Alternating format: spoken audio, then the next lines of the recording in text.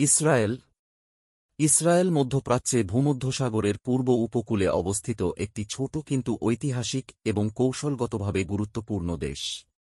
এর রাজধানী জেরুজালেম, যদিও অনেক দেশ তেল আবিবকে কার্যত রাজধানী হিসেবে স্বীকৃতি দেয়, এবং এর সবচেয়ে বড় শহরও জেরুজালেম। ভৌগোলিক অবস্থান: ইসরায়েলের পশ্চিমে ভূমধ্যসাগর, উত্তরে লেবানন, উত্তর-পূর্বে সিরিয়া, পূর্বে জর্ডান এবং দক্ষিণ-পশ্চিমে মিশর রয়েছে। এদেশের মোট আয়তন প্রায় 22,145 বর্গ কিলোমিটার, যা একটি ছোট দেশের জন্য অনেক বৈচিত্র্যপূর্ণ ভূপ্রকৃতি দেয়: সমুদ্র সৈকত, পাহাড়, মরুভূমি ইত্যাদি। ইতিহাস: ইসরায়েলের ইতিহাস অত্যন্ত প্রাচীন।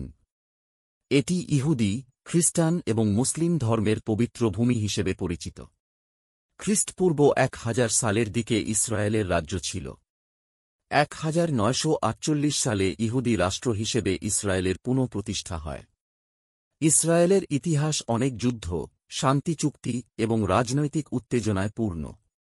জনসংখ্যা ও ভাষা: ইসরায়েলের জনসংখ্যা প্রায় 9.7 মিলিয়ন।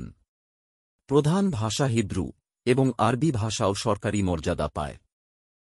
ধর্ম ও সংস্কৃতি: ইসরায়েলের জনগোষ্ঠীর মধ্যে ইহুদি, মুসলিম, খ্রিস্টান এবং দ্রুজ জনগোষ্ঠী রয়েছে। ইহুদি জনগণ দেশের প্রধান অংশ এবং অনেক পবিত্র স্থানের কেন্দ্র, যেমন পশ্চিম দেয়াল, ওয়েস্টার্ন ওয়াল, আল-আকসা মসজিদ, হোলি সেপালকার চার্চ।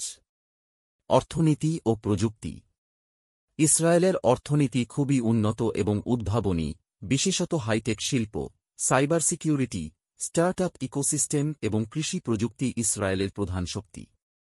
আন্তর্জাতিক সম্পর্ক: ইসরায়েলের রাজনৈতিক ইতিহাস অনেকটা ইসরায়েল-ফিলিস্তিন সংঘাত এবং আরব-ইসরায়েল যুদ্ধ দ্বারা চিহ্নিত।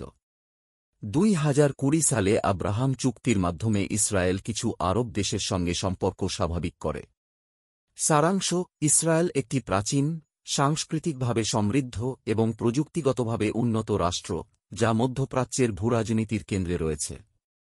এর ইতিহাস, সংস্কৃতি, বিজ্ঞান ও প্রযুক্তি, এবং ধর্মীয় তাৎপর্য এটিকে বিশ্বের অন্যতম গুরুত্বপূর্ণ দেশে পরিণত করেছে।